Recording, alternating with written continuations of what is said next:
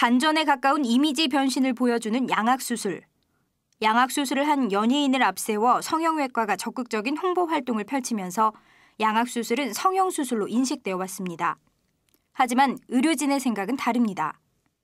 주걱턱이나 무턱 안면 비대칭이 있을 때 부정교합이 동시에 발생하는데요. 이때는 위턱과 아래턱을 동시에 수술한 양악수술을 함으로써 부정교합도 해결하고 안무의 균형도 맞춰주는 그런 시술을 하게 됩니다.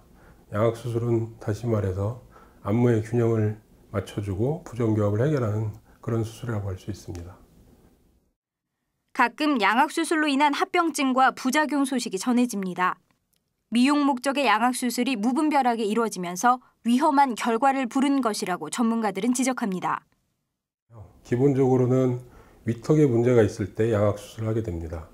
예를 들어서 같은 주걱턱이라 하더라도 아래턱만 과도하게 성장된 경우가 있고 위턱이 성장이 덜 되어서 얼굴의 가운데 부분이 꺼져 보이는 경우도 있을 수 있습니다. 그래서 아래턱만 성장이 과도한 경우에는 아래턱 수술, 즉 하악수술만 해도 충분하고요. 위아래턱에 다 문제가 있다고 판단이 된다면 양악수술을 해서 기능적으로, 심미적으로 보다 나은 결과를 얻을 수가 있습니다. 턱의 모양이 비정상적이거나 교합이 맞지 않으면 상태가 지속적으로 나빠지면서 다른 질환의 원인이 될 수 있습니다. 따라서 무엇보다 조기 치료가 중요합니다. 21살 정모 씨는 부정교합 때문에 양악수술을 받았습니다. 어린 시절부터 부정교합으로 컴플렉스가 심했고 음식물을 제대로 씹을 수 없어 늘 소화가 잘 되지 않았기 때문입니다. 부정교합이 있을 때 우선은 씹는 기능에 문제가 있습니다. 잘 씹히지 않기 때문에 소화 기능에 문제가 생길 수 있고 전신 영양에 악영향을 줄 수가 있습니다. 그 외에 치아가 배열이 바르지 못하기 때문에 음식물이 쉽게 낄 수 있고 결국은 치아 후식증이나 잇몸 질환에 취약한 상태가 될 수 있습니다.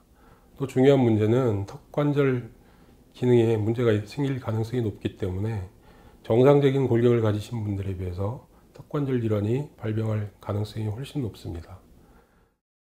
양악수술은 변형된 위아래 턱뼈를 정상적인 위치로 돌려놓은 뒤 틀어진 치아를 교정하는 방식입니다.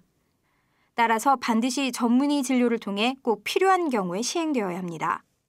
양악수술은 턱과 구강 그리고 얼굴의 상당한 기능적인 그리고 형태적인 변화를 야기합니다. 따라서 턱 주변의 근육이나 기도, 턱관절, 치아의 교합 이런 거에 대한 포괄적인 그런 지식들을 갖추어야 됩니다. 따라서 교정과와 구강외과 의사의 협진이 가장 중요하다고 할 수 있습니다. 그 외에도 성형외과나 이비인후과적인 그런 평가를 통해서 기능적으로 혹은 심미적으로 훨씬 만족스러운 결과를 얻을 수 있다고 생각합니다.